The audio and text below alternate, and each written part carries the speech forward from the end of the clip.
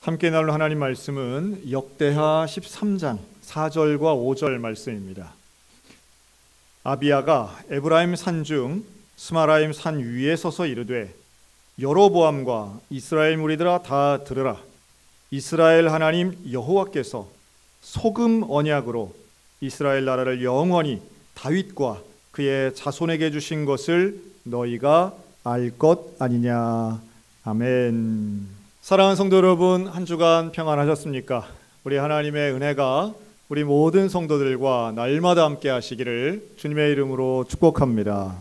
또 지금 온라인으로 예배드리고 있는 우리 성도들에게도 역시 주의 이름으로 평안을 전합니다. 오늘은 소금 언약이란 제목으로 함께 말씀을 나눕니다. 우리 인간에게 꼭 필요한 물질 중에 하나죠. 소금에 대한 이야기는 사실 성경에 여러 군데 찾을 수가 있습니다. 그만큼 인류하고도 오랜 역사를 같이 하고 있는 물질이기도 한데요. 소금의 종류도 많죠. 사실은 우리가 일반적으로 우리나라 분들이 많이 먹는 그 바닷물을 이렇게 증류해서 먹는 천일염이 있겠고요. 또 뭐 우리나라는 좀 적지만 최근에 좀 많아진 그 바위를 돌에서 나오는 암염이 있습니다. 또 여기에다가 여러 가지 첨가물을 섞어서 뭐 맛소금, 또 뭐 꽃소금 이렇게 이름으로도 팔기도 하고요. 근데 그 중에서도 이제 끓여서 하는 자염이라는 그 바닷물을 끓여서 만드는 소금, 자염이 요새는 또 주목받는 것 같습니다. 근데 그런 소금 중에도 이렇게 뭐 비싸고 고급 소금이 있더라고요. 특별히 프랑스의 게랭드 지역에서 이렇게 나오는 소금은 상당히 비싼 귀족 소금 대접을 받으면서 팔리고 있는 기사를 본 적도 있습니다.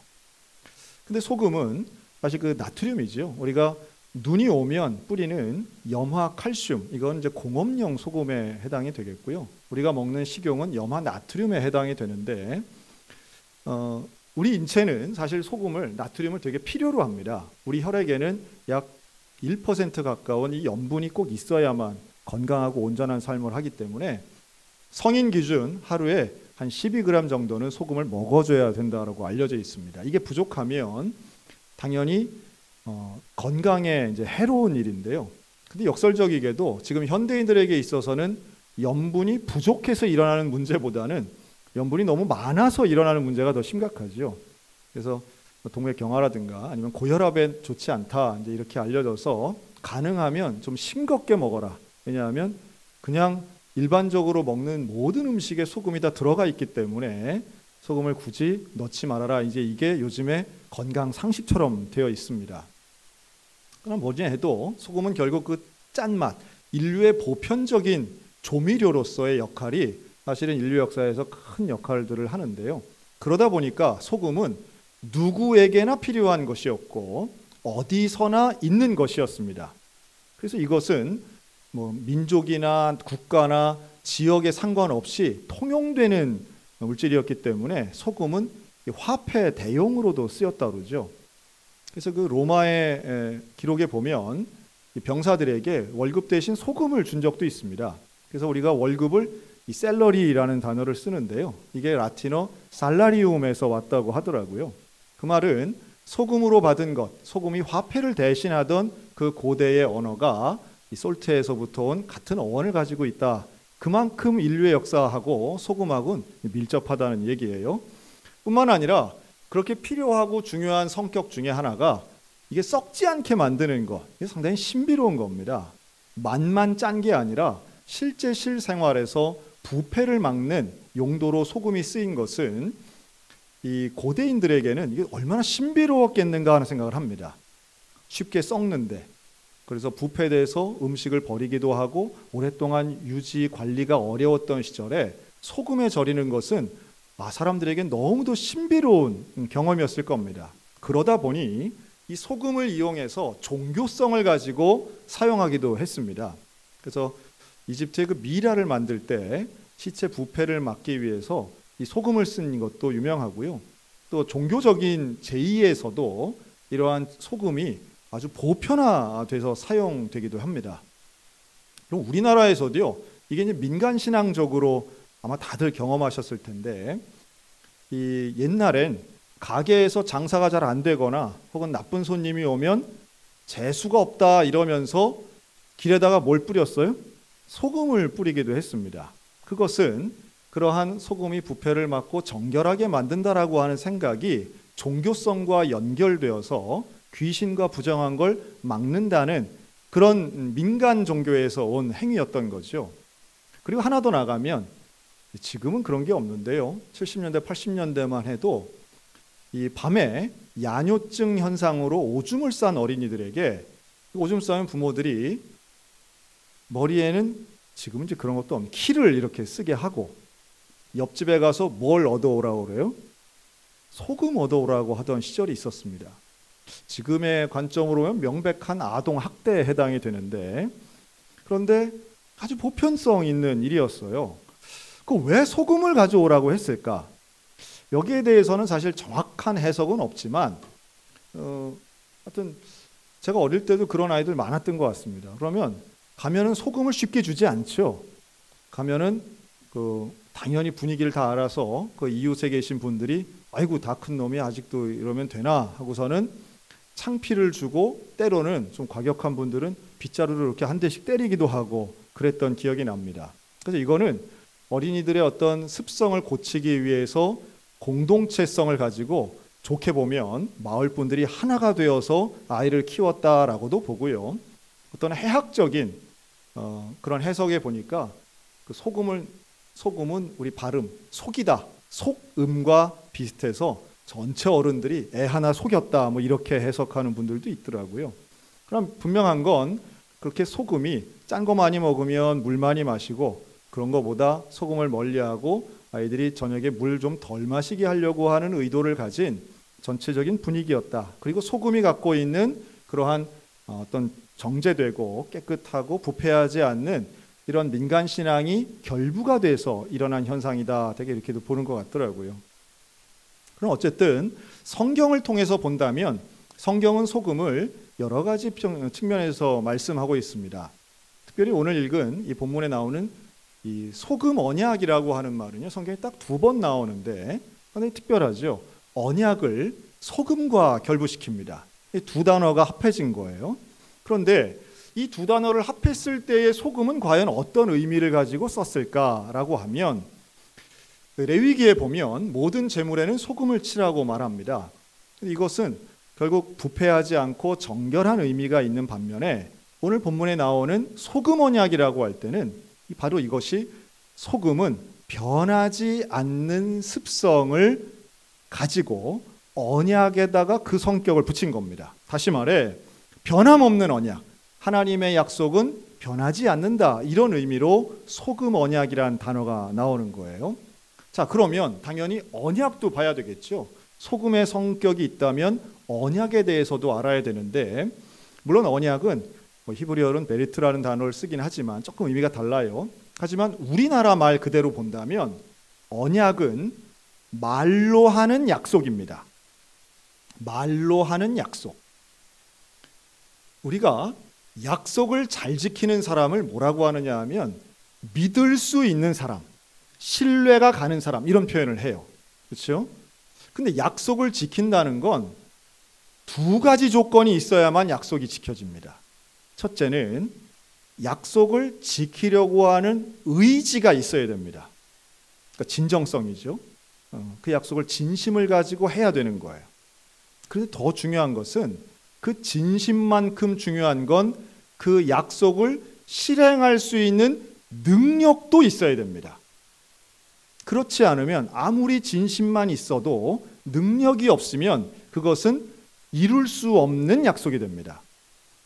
만약에 제가 오늘 우리 성가대원들 오늘 너무 참 아름다운 찬양 귀하게 하셨는데 제가 오늘 돌아가실 때 그 감사의 의미로 차 한 대씩 선물해 드리겠습니다. 차 한 대씩 사드리고 싶어요. 이러면 목사님이 오늘 뭐 좀 이상하다 이렇게 보시겠죠. 근데 만약에 우리 예배당 안에 우리 현대자동차 회장님이 와서 같이 예배를 딱 드렸다고 해보세요. 그리고 오늘 성가대 찬양이 너무 감사했습니다. 제가 너무 감동을 받아서 그러는데 오늘 오신 분들한테 한 대씩 드려도 될까요? 라고 하면 여러분 좋아하겠습니까? 그걸 비웃겠습니까? 당연히 좋아하겠죠. 그러니까 이 말은 뭐냐 하면 약속의 진정성 중요합니다. 사기꾼이 아닌 이상, 이 사람을 처음부터 속이려고 하는 의지가 있는 사람이 아닌 이상 누구나 약속을 하는 시점에는 의지가 있어요. 진정성이 있어요. 그런데 중요한 건 그 의지를 잘 끌고 끝까지 갈 수 있는 능력이 있느냐, 이게 되게 중요한 부분입니다. 우리가 말로 하는 약속, 언약의 대표적인 이 언약을 하는 시간 중에 하나가 바로 결혼식이 있습니다. 여러분, 결혼은 약속을 통해서 이루어지는 계약입니다. 여러분, 남녀가 함께 결혼식을 하는데 그 약속의 자리에서 이렇게 약속하는 분 봤습니까? 우리는 오늘 결혼을 해서 앞으로 4년간만 사랑할 겁니다. 여러분, 이런 결혼 약속은 없습니다. 다 뭐라 그래요? 검은 머리가 요즘은 그런 말 절대 안 쓰더라고요. 팥불이 이런 말은 안 하고 그냥 평생을 뭐 옛날에는 하늘이 갈라놓을 뭐 이런 얘기, 이젠 그런 얘기도 잘 안 합니다. 그냥 어쨌든 누구나 결혼을 하고 약속을 할 때는 평생을 사랑하겠다고 서약을 합니다. 근데 실제 삶 가운데 그 약속을 할 때는 진정한 약속이었죠. 진심을 가지고 한 약속이에요. 근데 그 약속이 불과 뭐 1년, 2년 만에 깨지는 거 얼마든지 우리 보잖아요. 그것은 약속을 할 당시의 진정성도 중요하지만 그 진정성을 이끌고 가는 능력도 중요한데 우리가 그 능력을 발휘하기에는 참 어려운 환경과 상황의 변화들이 일어나는 거예요. 그러다 보니 상황의 변화가 일어나니까 내 진정성조차도 달라지는 걸 봅니다. 그래서 인간의 약속은 항상 불안할 수밖에 없고 이 약속을 잘 지키는 사람을 신뢰하고 믿을 수 있다라고 말하지만 그렇지 못한 사람도 참 많은 게 사실이죠. 그런 면에서 오늘 성경이 말씀하는 소금 언약은 언약을 지키시는 분, 약속을 지키시는 온전한 분을 우리에게 분명히 말씀하는데 우리 하나님 여호와는 한 번 하신 약속을 반드시 지키시는 분임을 믿으시기 바랍니다. 하나님의 약속은 반드시 지켜지는 거예요. 왜요? 하나님은 선한 의지와 함께 전능의 능력이 있으시기 때문입니다. 인간의 약속은 불안합니다. 인간의 약속은 달라질 수 있어요. 변할 수 있어요.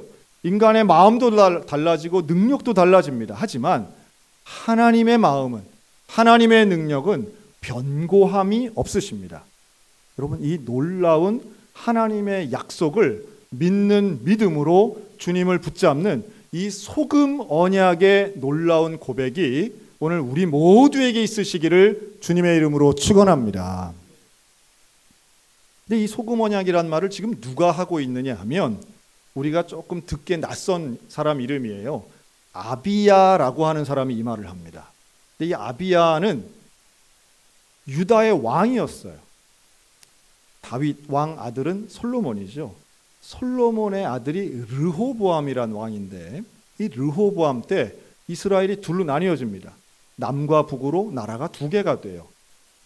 여로보암이라는 신하가 반역을 일으켜서 북이스라엘을 만들고요. 르호보암은 예루살렘을 중심으로 남유다에서 이제 왕국을 만듭니다.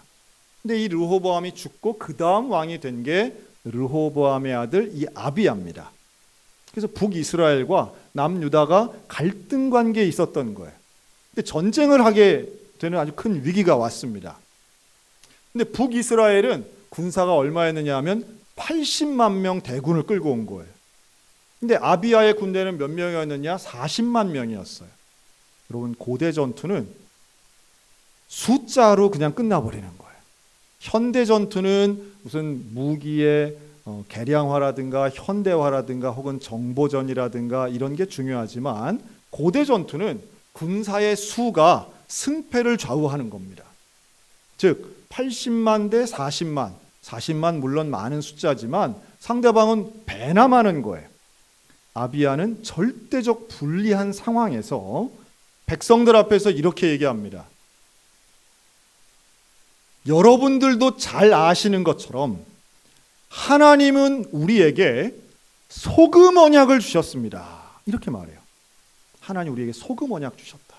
근데 그 하나님이 주신 언약이 뭐냐 하면 사실은 아비야에게 직접 주신 게 아니라 할아버지 뻘인 다윗에게 주신 거예요. 우리의 선왕인 다윗과 맺은 언약, 이게 소금 언약인데 어떤 언약을 맺었냐 하면 다윗의 후손이 계속 왕위를 이어갈 것이다. 이게 하나님과 다윗이 했던 약속이거든요. 이미 다윗은 죽었어요. 이미 없어요. 그런데 아비야는 지혜롭게도 그 다윗이 받은 하나님의 약속을 근거로 해서 그래서 우리가 이길 것이다 라고 선포합니다. 참 놀라운 장면이에요.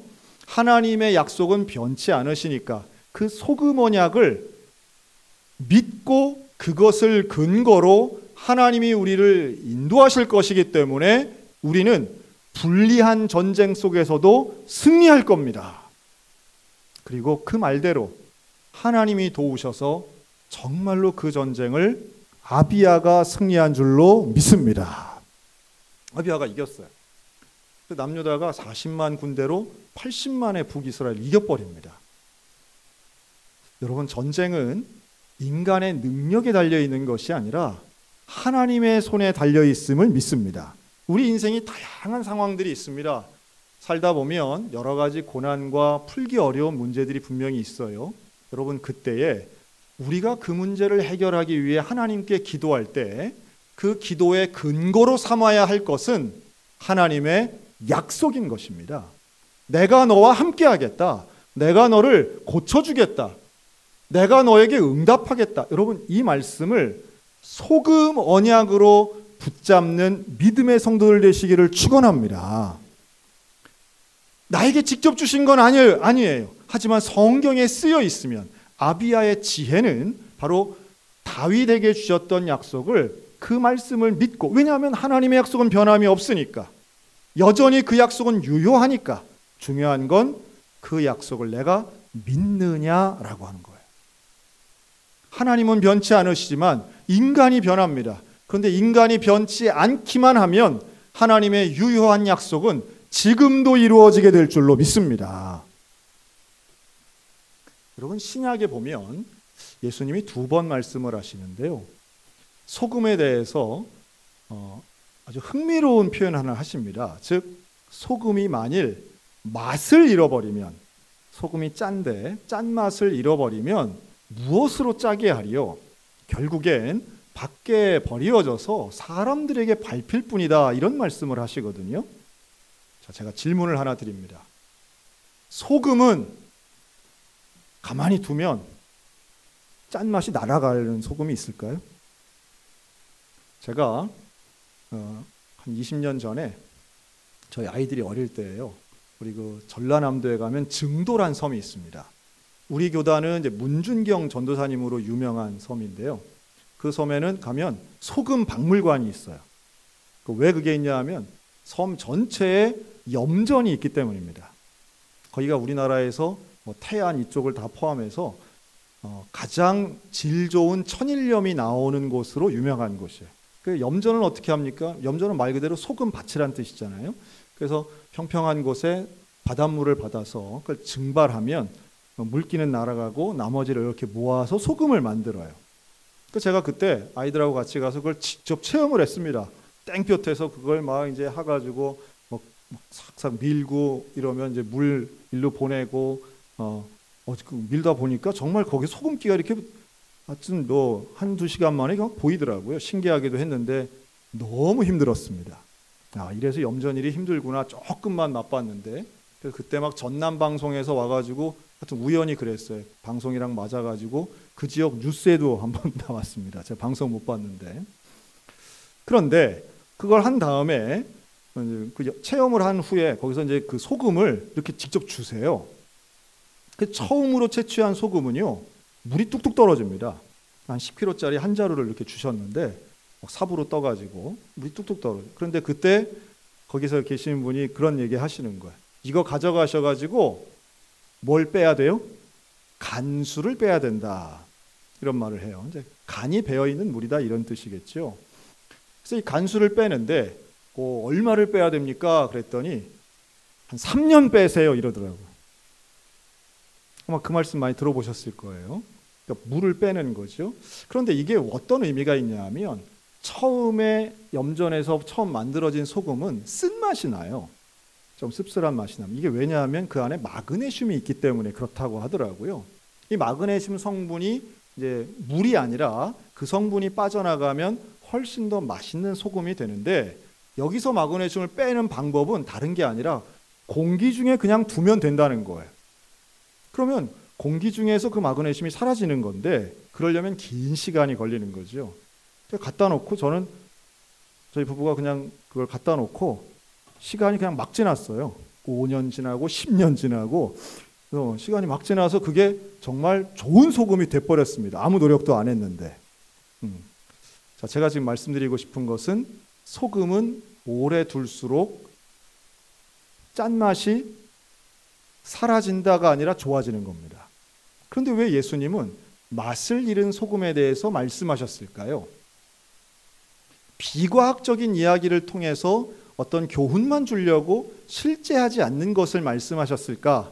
그게 아니라는 거예요. 자, 당시에 히브리인들의 소금과 오늘 우리가 먹는 소금이 좀 다릅니다.